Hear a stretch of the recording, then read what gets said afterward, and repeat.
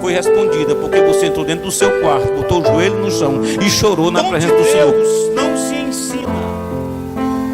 Dom de Deus se recebe de Deus para ir para o céu. É arrependimento. Antes de nós iniciarmos, eu não gosto muito de fazer isso não, mas porque eu acho que isso é jargão de pregador, né? Quem nunca teve numa igreja que o pregador já não disse assim umas 50 ou 100 vezes: olha para o irmão que está do teu lado, agora olha para o outro lado. Mas olha aí pelo menos uma vez, te diga assim: cuidado, não podemos deixar acontecer outra vez. Diga: cuidado, não podemos deixar acontecer outra vez. Aleluia. É só isso aí. O que eu falar agora vocês não repetem não, tá? A responsabilidade é nossa como igreja. Precisamos ter cuidado, e além de ter cuidado, precisamos estar ligados. Aleluia. Precisamos estar atentos, observando os acontecimentos. O texto que nós vamos ler fica a partir do versículo de número 4. A gente vai ler 3 versículos. Aleluia. Se alguém precisar decolar aí, irmãos, fica à vontade. Pastor, o que é decolar? Se você sentir vontade de adorar ao Senhor, fica à vontade. Esse lugar você tem liberdade para adorar a esse Deus, para glorificar o nome dele. Aqui nunca foi proibido fazer isso. Mas faça se você sentir, não se alguém mandar. A liberdade que o Espírito Santo nos dá é essa. Amém? Glória a Jesus. Diz assim o texto sagrado, Salmo 145, versículos do 4 até o versículo de número 6. Uma geração louvará as tuas obras, a outra geração, e anunciarão as tuas proezas. Falarei da gloriosa magnificência da tua majestade e das tuas obras maravilhosas. E se falará da força dos teus feitos terríveis, e contarei a tua grandeza. Agora repita comigo: eu preciso deixar um legado para a próxima geração. Aleluia. Nós temos uma tarefa difícil, uma tarefa que para muitos ela é complicada, mas a tarefa é nossa. O dever é da igreja, daqueles que aprendem com a sua palavra. A palavra de Deus, ela vai de geração em geração. Todas as coisas passarão, mas a sua palavra permanecerá. Ela precisa ser ensinada. Ela precisa ser passada para frente. Nós não podemos nos alimentar da palavra e deixar que esse alimento fique só conosco. Precisamos alimentar outras gerações com ela. E nós estamos vivendo um momento de medo. O momento que nós estamos vivendo é um momento apreensível no que diz respeito à igreja, no que diz respeito ao evangelho. Quando nós lemos a Bíblia, nós percebemos que por algumas vezes pessoas ficaram sem esse alimento. E quando nós deixamos de alimentar, nós estamos impedindo das pessoas conhecerem a Deus. É óbvio que, segundo o que Paulo pregava,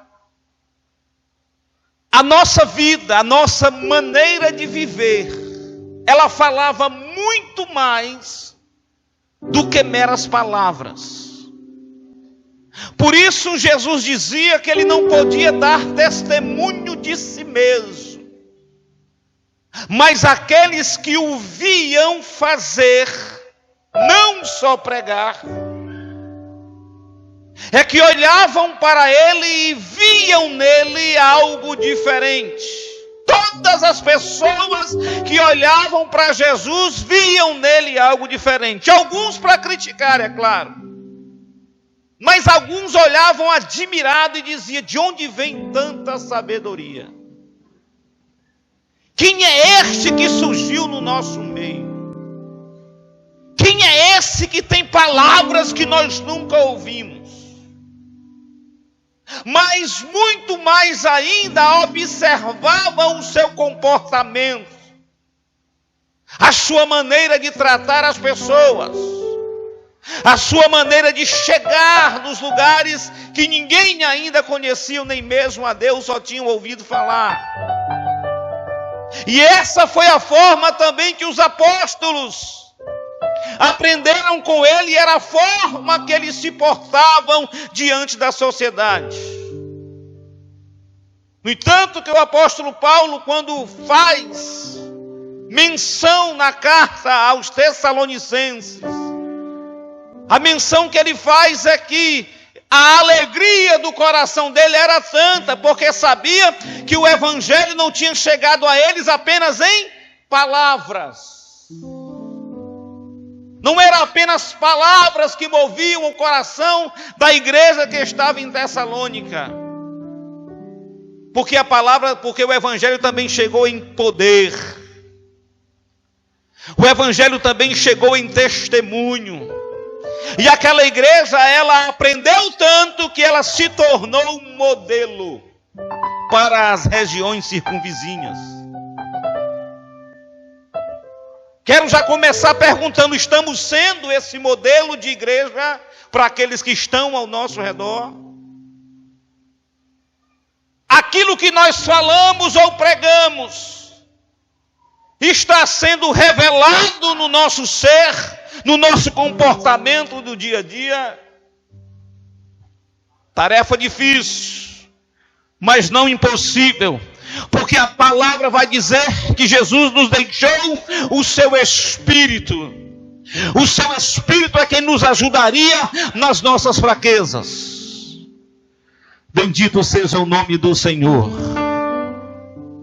E quando nós nos detemos em alguns textos, porque a Bíblia Sagrada, ela é um livro que nós precisamos meditar nela. E a gente precisa perguntar a Deus o porquê de algumas coisas estarem escritas, para que nós não venhamos a ficar com dúvidas. Mas a palavra de Deus, a Bíblia Sagrada, ela nos dá a resposta para tudo. Eu ficava me perguntando a Deus o porquê que quando Moisés morre, que Josué agora assume o posto, o próprio Deus chega para Josué: Josué, tu precisa agora ter bom ânimo, levantar-se e meditar neste livro da lei de dia e de noite. Porque quando nós lemos, quando nós encontramos o personagem Josué, nós vamos perceber que ele era alguém que tinha sede de Deus. Ele era alguém que se esforçava para imitar o seu líder Moisés. Em algumas passagens, e a mais clássica delas, é que a Bíblia diz que quando Moisés conversava com Deus face a face, como fala um amigo, quando Moisés estava na tenda, que a coluna de nuvem de dia ou a de fogo à noite descia para que eles pudessem conversar, para que Deus pudesse instruir a Moisés, a palavra de Deus vai dizer que Josué estava olhando de longe De longe Josué observava, e quando a coluna subia, que Moisés saía, Josué corria, entrava na tenda, ficava na porta esperando a nuvem descer. Sede de Deus, sede de conversar com Deus. Mas se ele já tinha essa sede, se ele já imitava, o porquê então Deus mandou que ele meditasse no livro de dia e de noite? Se ele já era alguém que buscava. Aí eu logo entendo que o povo que estava agora sob sua tutela, o povo que estava agora sobre a sua responsabilidade, era um povo que face a face não conhecia a Deus. Porque foram criados nos costumes egípcios. Eles estavam escravizados, não tinham direito nem mesmo de adorar ao seu Deus, muito menos de prestar culto a Ele. Aí as gerações foram nascendo sem conhecer a Deus. No entanto, que quando Moisés recebe de Deus o mandado lá quando a sarça está queimando, Moisés cria uma dúvida no coração: o que é que eu vou dizer para aquele povo? Eu vou dizer que tu é quem? Se Deus disse isso para Moisés, ele estava dizendo: aquele povo ainda não me conhece, mas diga para eles que o eu sou os mandou. Agora você imagina, você estando em um lugar, e alguém chega para lhe dar um recado e diz: não, o eu sou que mandou dar esse recado. Você vai ou não vai ficar perguntando à pessoa: como é o nome dele? Me diga quem é ele, eu preciso saber quem é ele. Porque as pessoas eram homens e mulheres comuns igual a nós. E se Deus disse para Moisés: vai lá e diz que o eu sou te mandou, eu creio que muita gente criou dúvida no seu coração a respeito de quem era esse Deus. Era uma geração que não conhecia a Deus na essência. Conhecia apenas de ouvir falar. Agora, como é que alguém escuta falar de um Deus que é misericordioso, que é bondoso, que é grandioso, que é Rei de reis, que é Senhor de senhores, mas permite que eles estejam escravizados nas mãos dos egípcios? Esse era um grande motivo para eles não crerem, para eles não acreditarem. A gente lê a Bíblia e acha que a tarefa de Moisés foi fácil, tentar convencer o povo a sair daquele lugar para ir para um outro. Agora, qual era a intenção de Deus? Deus mandou que Moisés dissesse a Faraó que eles precisavam sair dali para ir celebrar uma festa ao Deus deles em um outro lugar. Aí eu aprendo uma coisa com isso: não se celebra um culto a Deus em terras estranhas. Eu preciso estar no lugar que Deus escolheu para que eu me reunisse e lá estivesse adorando ao seu nome. Aleluia! Mas mesmo assim o povo vai, mesmo sem conhecer, mesmo sem ter ideia de quem era aquele Deus. O povo sai. E quando o povo sai, que conseguem atravessar o mar, há um momento de celebração, de comemoração. E eles começam a peregrinar. E durante essa peregrinação, Deus se apresenta apenas a Moisés. E cria-se uma grande rebelião.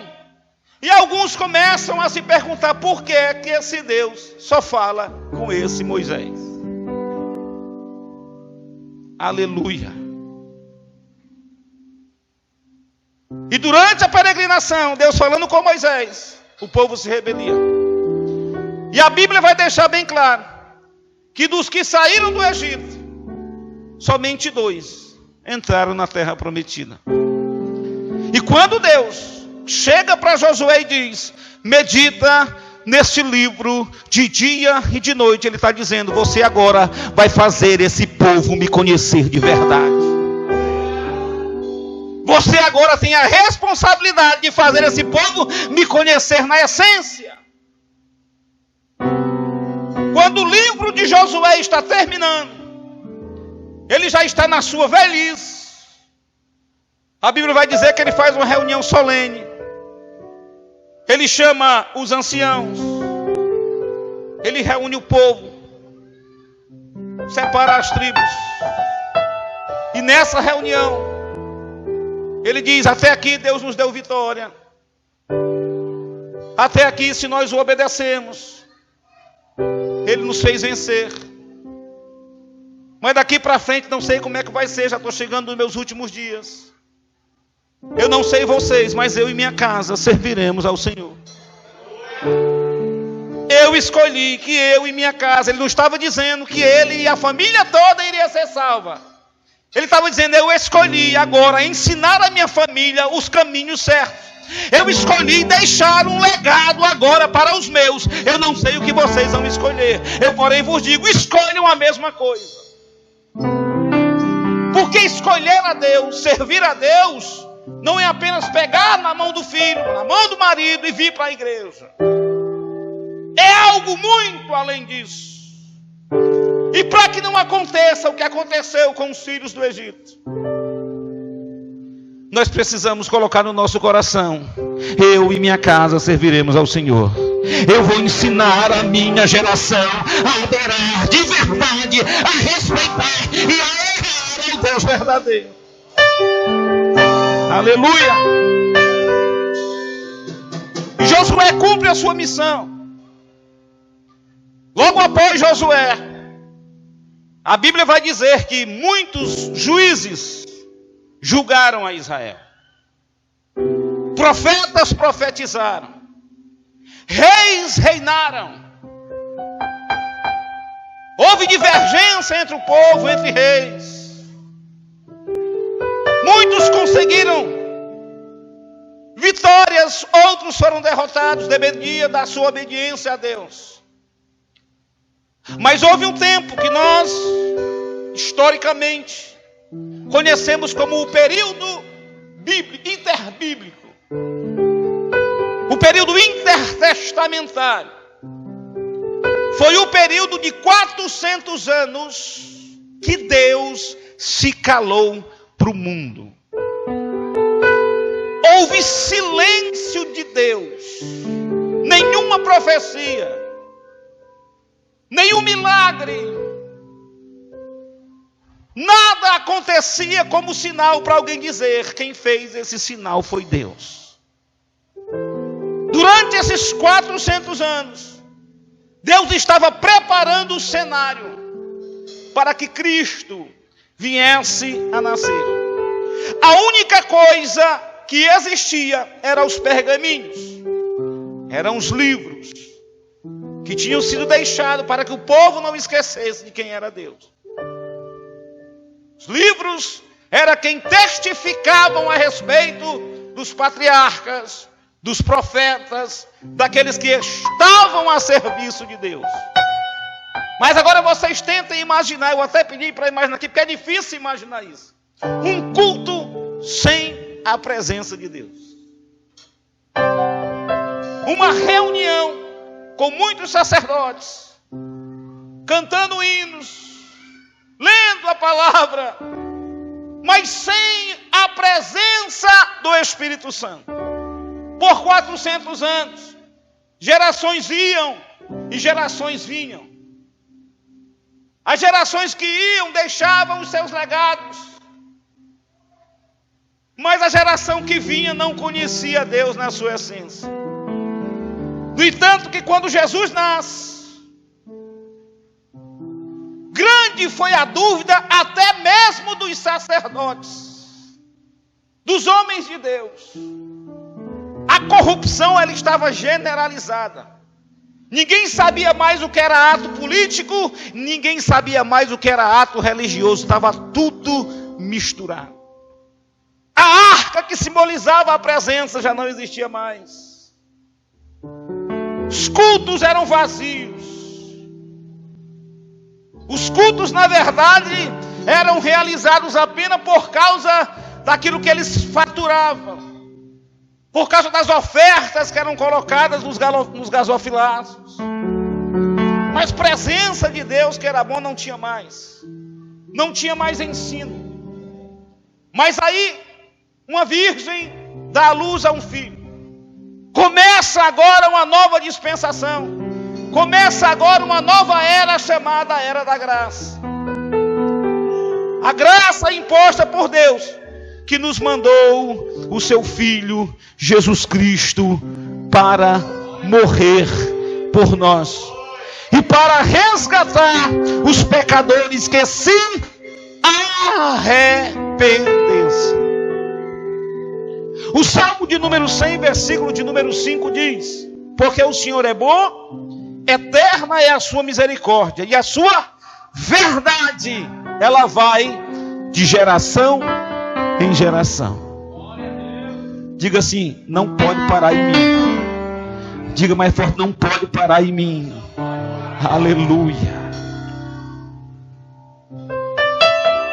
Mas quando Jesus vem, ele traz boas novas de salvação. Ele deixou bem claro para todos que ele não veio destruir a lei nem os profetas. Ele veio para cumprir. Mas veio também para deixar um legado, para dizer que ele veio para salvar o que se havia perdido. Pode ter por aí, não sei, se escrito ou só na cabeça de muita gente, que ele veio para me fazer ficar rico. Ele deixou bem claro: eu vim para salvar o que se havia perdido. O nosso maior tesouro e a maior promessa de Deus não está aqui na terra. Não é para ser conquistado aqui. Há um lugar que ele diz, lá no Evangelho de João, que estaria preparado. Ele disse: na casa do meu pai há muitas moradas. Se não for assim, eu vos teria dito, eu vos preparava lugar. E quando eu for e vos preparar lugar, eu voltarei para mim mesmo e vos buscarei, para que onde eu estiver, estejais vós também. Essa foi a promessa. Foi isso que ele nos deixou. Mas ele disse: ficai-vos alerta, sede sóbrios, sede vigilantes, não vos embriagueis com vinho, onde há contenda. A sua palavra foi sempre nos dando motivação, nos motivando a deixar a vida de pecado, nos motivando a deixar o erro, nos motivando a andar na sua verdade. Aquele que quer vir após mim, negue-se a si mesmo e siga-me. Tome a sua cruz e siga-me. Esse era o recado que por onde ele passava, ele deixava. E até hoje esse recado, essa palavra, ela soa aos nossos corações. Vinde a mim todos vós que estáis cansados e sobrecarregados. Aleluia. Porque o alívio vem dele.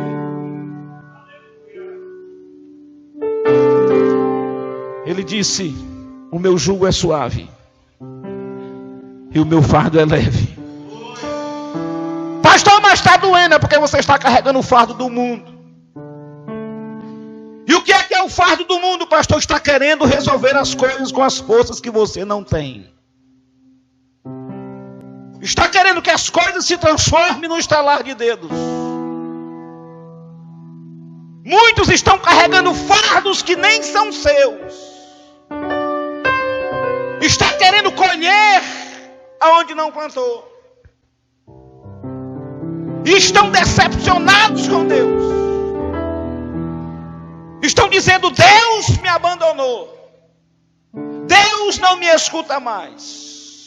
Enquanto nós não aprendermos que aquilo que me vier às mãos para fazer, eu faça conforme as minhas forças, Mas aquilo que vier, que as minhas forças não dão, eu preciso dizer: Deus, esse negócio é contigo. E alegrar o coração. Saber que estão nas mãos do Senhor. O povo estava tão sem conhecer a Deus, que um dos discípulos chega para Jesus e pergunta: quando é que tu vai nos mostrar a Deus? Quando é que tu vai me apresentar a Ele? Ele diz: quem me vê a mim, vê ao Pai.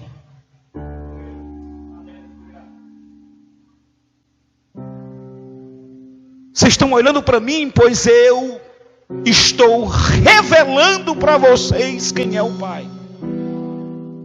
O problema é que, assim como esses discípulos queriam chegar ao Pai por alguns atalhos, mas ele disse: eu sou o caminho, eu sou a verdade, eu sou a vida. Para chegar ao Pai só tem esse caminho. Mas mesmo assim as pessoas continuavam sem querer entender.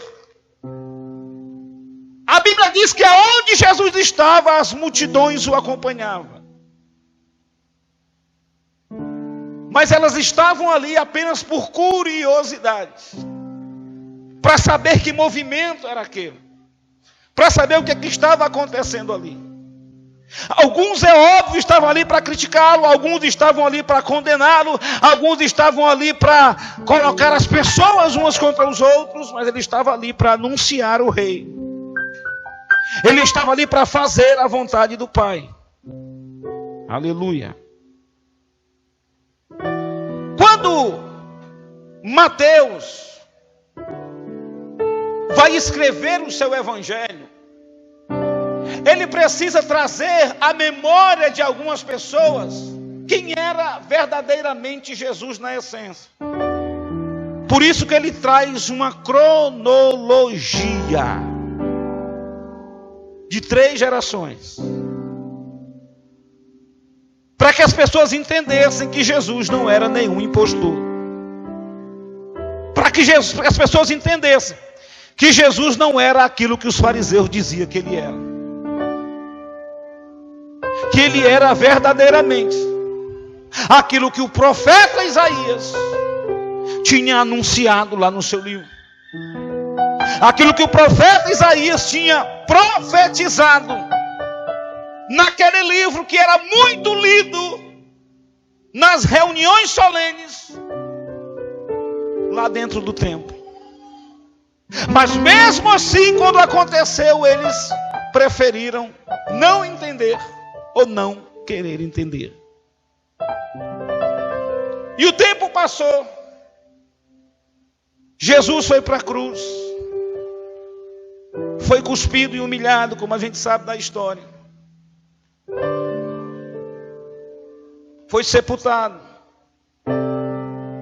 ressuscitou ao 3º dia, se reuniu com os seus discípulos depois de ressuscitado, derramou o Espírito Santo, lá em Atos 2. Os seus discípulos, que tornaram-se apóstolos, continuaram com a sua missão. Alguns deles sofreram, foram mortos. E depois do seu nascimento, 2021 anos depois, esse evangelho ainda continua sendo pregado. Foi fraco. Esse evangelho ainda continua sendo pregado. Mas lamentavelmente ele continua pouco sendo vivido. Lamentavelmente continua sendo pouco vivido.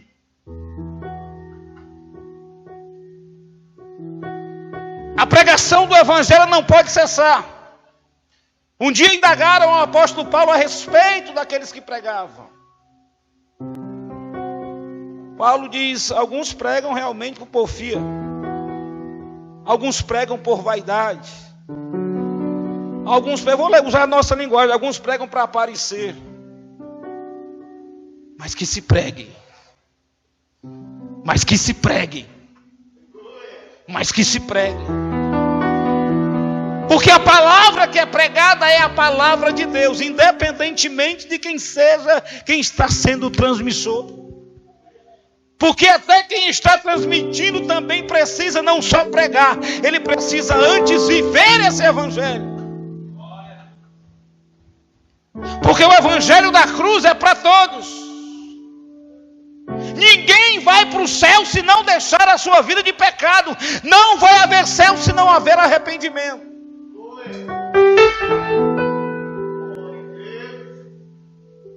Mas Paulo, em uma de suas cartas, ele reproduz aquilo que Isaías disse em Isaías 53. Como ouvirão se não há quem pregue? Como pregar se ninguém se dispor a ir? Como irão se ninguém vos enviar? Aleluia! Mas Paulo também disse algo extraordinário. Ele, num dos seus ensinamentos, ele disse: nós somos uma carta lida por todos os homens. Lida e escrita por todos os homens. Ele estava dizendo: tem pessoas olhando para você, tem pessoas que estão lhe observando, se aquilo que você está falando é aquilo que você está vivendo.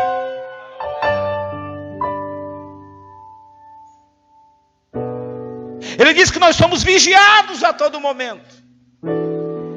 Mas aí é onde vem o X da questão. Pedi que vocês dissessem uma frase no início. Vocês ainda lembram qual foi a frase que eu pedi para que vocês dissessem? Cuidado. Não pode parar em nós. Nós temos que dar continuidade a isso. Não para por aqui. O problema agora está em nós. Essa semana nós fomos surpreendidos aí. Eu sei que tem crente que gosta do negócio. Tem crente que, se ouvir outro crente falando desse negócio, vai dizer: deixa, irmão. Da propaganda aí do Burger King. E uma pessoa que da igreja fez a pergunta: o que é que nós como igreja devemos fazer? E vocês observaram que eu não falei nada. Fiquei em silêncio, mas pedindo a Deus que me desse alguma palavra para que eu pudesse transmitir para a igreja. Quem já viu essa propaganda aqui? Essa propaganda está nas redes sociais aí. Querendo empurrar de goela abaixo ao mundo que a ideologia de gênero é coisa certa, que a gente deve aceitar. Devemos sim amar as pessoas, mas não devemos concordar com aquilo que é antibíblico. Não quero me deter nisso, eu só trouxe isso à tona para que eu pudesse também dar a minha parcela de contribuição. E na hora que eu estava vendo, me veio assim uma coisa no pensamento. Há um dito popular que diz que a propaganda, vamos dizer mais alto, a propaganda é a alma do negócio. Isso é um dito antigo. A propaganda é a alma do negócio. Qual é a propaganda que nós estamos fazendo do nosso cristianismo?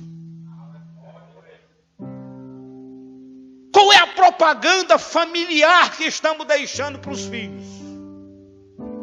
Que propaganda de cristianismo estamos dentro do nosso lar introduzindo? É só a de dia de culto pegar na mão do filho e trazer para a igreja? Está errado. Cristianismo não é só isso. Na verdade, eu vou mais além. Cristianismo não é isso.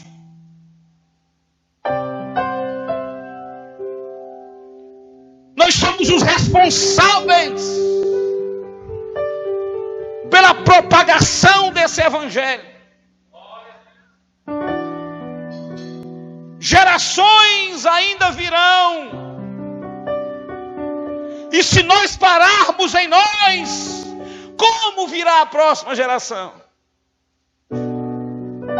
O que é que elas estão aprendendo? E eu estou falando de aprender na prática, não estou falando de falar. Subir aqui em cima com o microfone na mão e dizer é fácil. Graças a Deus, hoje em cada quarteirão tem 2, 3 igrejas. Graças a Deus. Acabei de dizer. Não importa a maneira que prega, o importante é que se pregue. Se vai para o céu ou não, não somos nós que julgamos isso. Mas nós precisamos parar para meditar. Eu fico indignado quando eu vejo um pai dar um celular a uma criança de 3 anos. Olha, o bichinho já sabe cutucar, como é inteligente.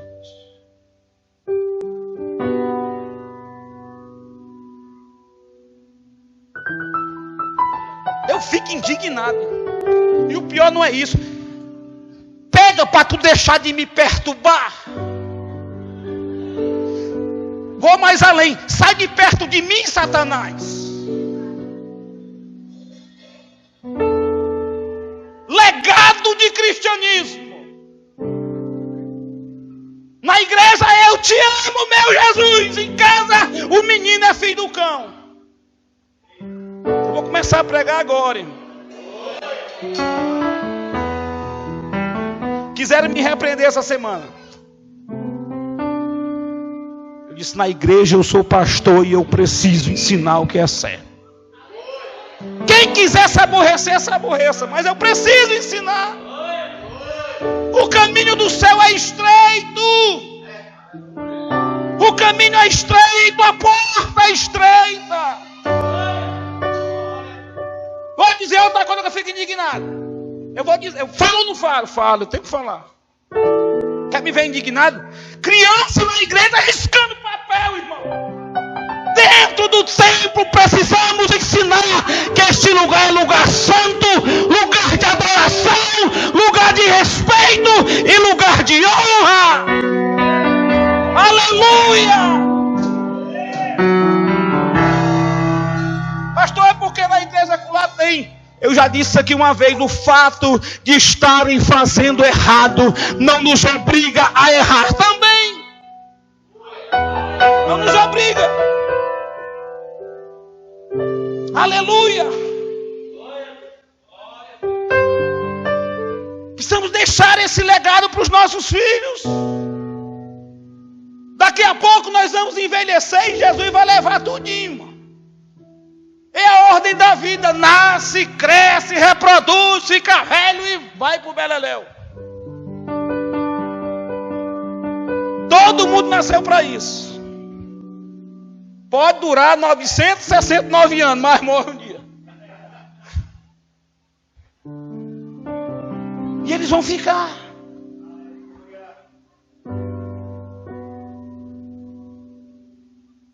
E qual é o legado que nós vamos deixar? Muitas vezes erramos por ser super protetores ao inverso. O que é um super protetor ao inverso? Quando a criança chora, precisa-se saber o motivo por que ela está chorando. E a gente vê filho chorando porque está querendo uma coisa que ele ainda não pode ter. Aí o pai vai lá e tá. É para o bichinho não chorar. Lembra como foi que você chegou ao altar do Senhor? Foi dando risada ou foi chorando? Lembra como foi que o povo veio lá do exílio da Babilônia? Andando, chorando. Estavam como os que sonham, mas estavam trazendo a preciosa semente. Estavam lá cativos. Aleluia. Precisamos ensinar, a gente não pode pular, irmão, as fases. Tem criança que só quer ser criança aqui para ir ali para trás. Mas em casa tem atitude de gente grande. Grita com o vô, grita com a avó, grita com o pai, grita com a mãe. E eu não faça nada com o bichinho. Está errado.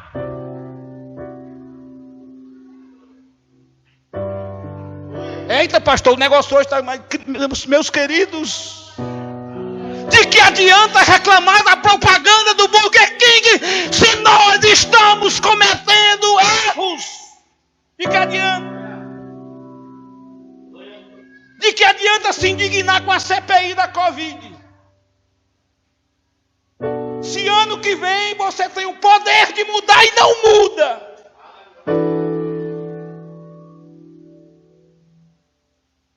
Conheço pastor que não quer casar para não perder a pensão, irmão.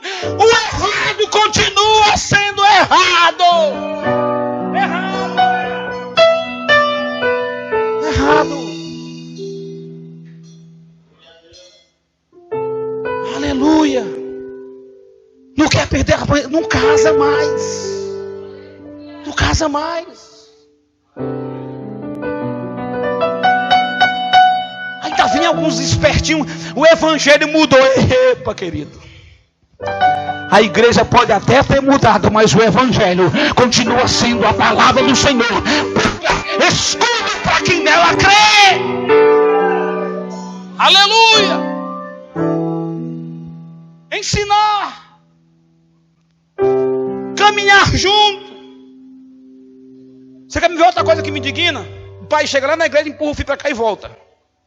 Eu vou deixar esse menino na igreja para ele me dar sossego pelo menos 2 horas. Até a intenção de trazer para a igreja não é a intenção de aprender e se tornar um cidadão no céu. Aleluia. Fica difícil dar glória a Deus nessa hora. Aleluia. É o legado que nós vamos deixar. Precisamos ter cuidado. Nós estamos acendendo um sinal de alerta. O sinal de alerta está aceso. Passamos a vida toda pregando: o diabo não briga de ser diabo.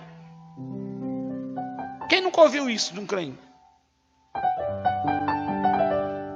Não, o diabo não brinca de ser diabo. Mas nós ficamos brincando de ser crente.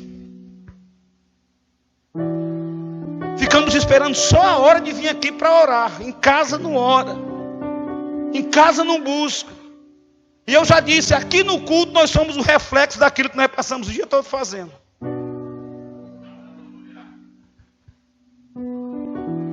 Perguntaram assim: pastor, por que o culto de doutrina é vago? Eu digo: é porque eu quero mais aprender, irmão. Eu louvo pelos que querem. Eu louvo pelos que ainda têm sede de buscar a Deus. Porque isso é uma decisão nossa. Eu não posso forçar. Se for para fazer forçado, eu não preciso nem vir. Aí eu vou porque o pastor disse que era para ir. Não, você tem que vir porque você tem desejo, tem sede de buscar esse Deus, de fortalecer, de crescer em graça, em conhecimento e buscar a face do Senhor. Os dias são maus. Os dias são cada dia mais difíceis. Ser cristão verdadeiro hoje é um desafio. Desafio.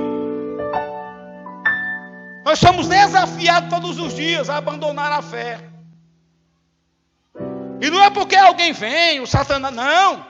É porque as coisas que são oferecidas são coisas aparentemente boas. Que satisfaz o ego. Que satisfaz o desejo da carne. São coisas aparentemente boas, mas que no futuro vai nos causar um prejuízo grande. Grande. Nós precisamos nos levantar. Precisamos entender que a próxima geração, ela depende daquilo que nós fizermos aqui hoje.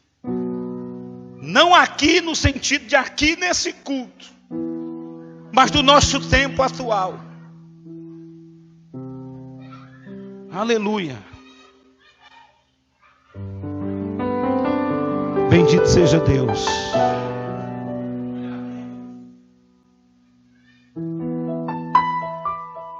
Sabe quando é que os nossos filhos vão entender?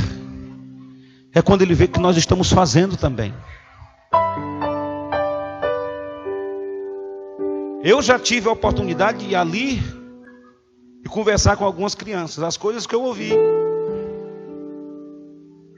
Se eu fosse Deus, eu tinha fulminado um bocado de pai.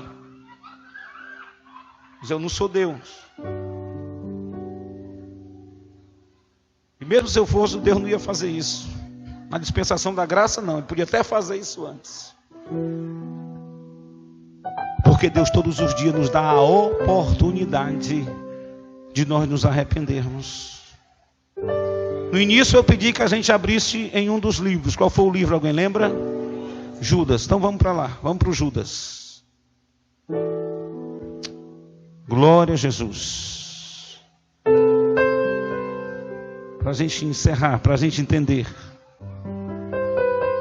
Glória a Jesus.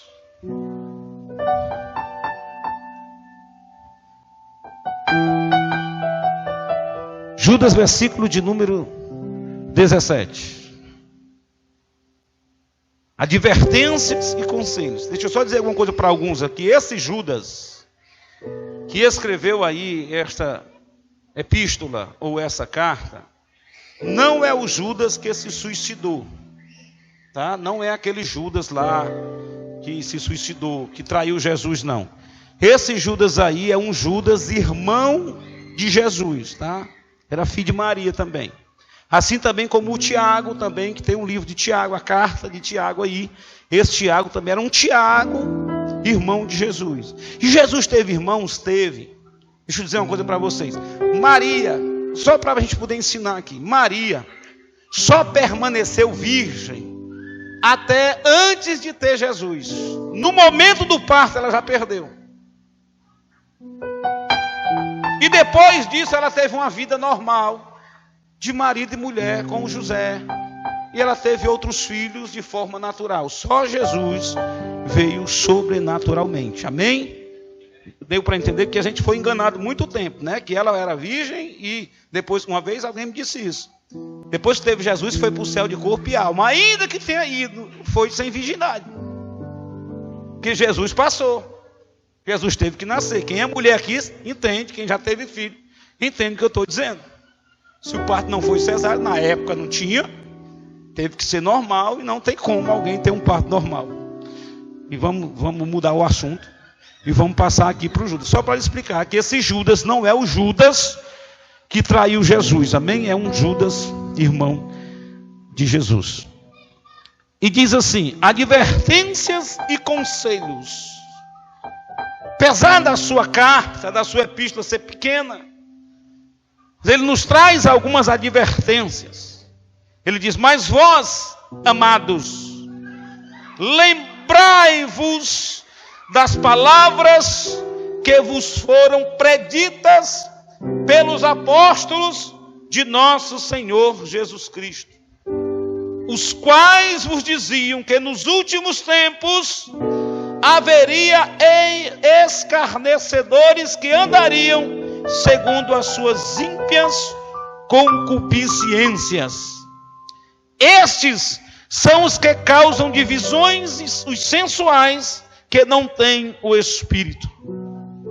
Mas vós, amados, edificando-vos a vós mesmos sobre a vossa santíssima fé, orando no Espírito Santo, conservai-vos a vós mesmos no amor de Deus, esperando a misericórdia de nosso Senhor Jesus Cristo para a vida eterna. E apiedai-vos de alguns, usando de discernimento, e salvai alguns com temor, arrebatando-os do fogo, e de outros tenhais misericórdia com temor, odiando até a túnica manchada de sangue. Ora, aquele que é poderoso para vos guardar de tropeçar, e apresentar-vos irrepreensíveis com alegria perante a sua glória, a único Deus sábio, Salvador nosso, seja glória e majestade, domínio, poder, agora e para todo sempre. Amém. Aleluia. Fica de pé para a gente concluir. Fica de pé. Eu vou ler aqui mais 2 versículos. Apocalipse 1:3. Cuidado. Há uma geração que está por vir. E ela já está aqui do nosso lado. Ó. Se você olhar para o lado de cá, você vai ver uma nova geração sendo formada aí. Ó. E ela vai ser formada segundo aquilo que nós a ensinarmos. Quando Paulo chega ao seu filho na fé, Timóteo, ele diz: repreendas, redarguas, ensine. Esse negócio de vigia, menino. Não. Vigia, senta aqui. Você ainda tem autoridade para fazer isso. Pastor, isso é judiação. Eu louvo a Deus que o meu caráter foi formado com caroço de milho debaixo do meu joelho. Estou mandando você fazer isso com seu filho, não. Se ele já lhe obedece, amém. A criança precisa conhecer o lugar dela. Quem tem a autoridade maior na casa é o pai e a mãe. Precisamos ensinar, redarguir, repreender, ensinar com toda a justiça. O texto diz: bem-aventurados aquele que lê e os que ouvem as palavras desta profecia e guardam as coisas que nela estão escritas, porque o tempo está próximo. O tempo está próximo. Termino esta mensagem lendo o que foi revelado a João no capítulo de número 2 de Apocalipse, versículo de número 5. Lembra-te, pois, de onde caíste, arrepende-te e pratica as primeiras obras, pois senão brevemente te virei a ti e tirarei do seu lugar o teu castiçal, se não te arrependeres. Precisa haver arrependimento para que Deus comece o novo. Precisa haver arrependimento. Pastor, o arrependimento não é só para minha salvação, me arrepender dos meus pecados, não. A gente, mesmo depois que aceita Cristo, a gente comete alguns erros. E precisamos se arrepender e pedir a Deus que nos dê força para um novo recomeço. Às vezes a gente passa tanto tempo na igreja que acha que a gente não precisa mais fazer nada. Não, eu estou indo fazer a obra ali. Lembre-se que a salvação não é por obras, para que ninguém se glorie. A gente acha que porque já vem ao culto está bom demais, e continua errando, achando que Deus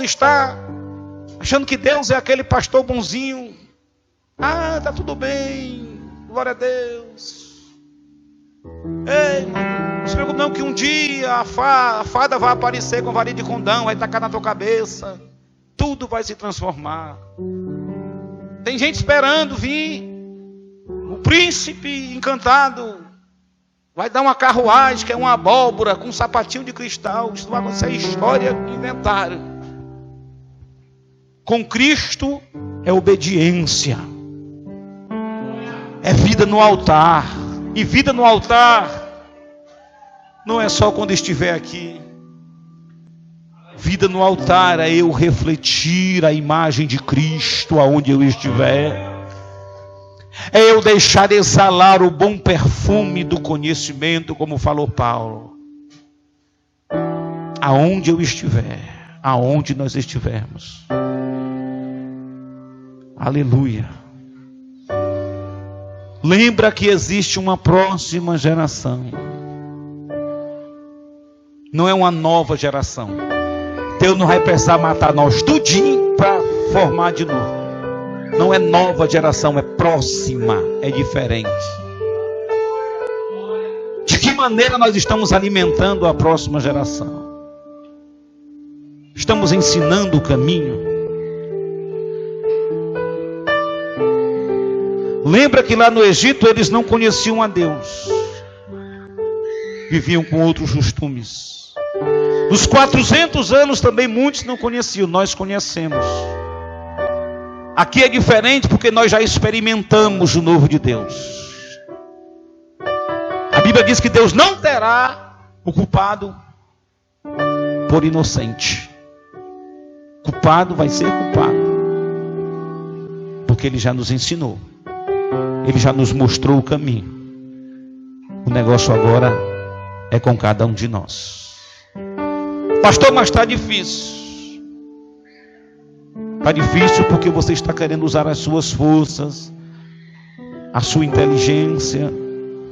Está querendo usar aquilo que não é Deus que está te dando estratégia. É as tuas estratégias. E Deus quer te dar estratégias para vencer tudo isso. Está com quanto tempo que você não vem ao altar se reconciliar com o Senhor, com vergonha do que vão dizer de você? Está com quanto tempo que você não faz isso? Já teve gente aqui, que teve pessoas que profetizaram cura aqui, que chamou, que quem estiver doente vem, a pessoa não vem. Quando eu chego em casa, pastor, olha por mim que eu estou me vendo de dor. Na igreja chamaram para orar, ele não veio. Com vergonha de vir. E eu quero orar por você. Para você que acha que a caminhada está difícil, que você está sem discernimento, sem estratégia, nós vamos orar para Deus te dar estratégia, para que a sua casa seja uma bênção. Aprendemos aqui que o ministério começa em casa. O ministério, na verdade, começa fora daqui dessas portas. Aqui ele só se conclui. Preciso ser pastor aqui, na minha casa e aonde eu estiver. Preciso ser. Preciso ser servo onde eu estiver. Coisa mais difícil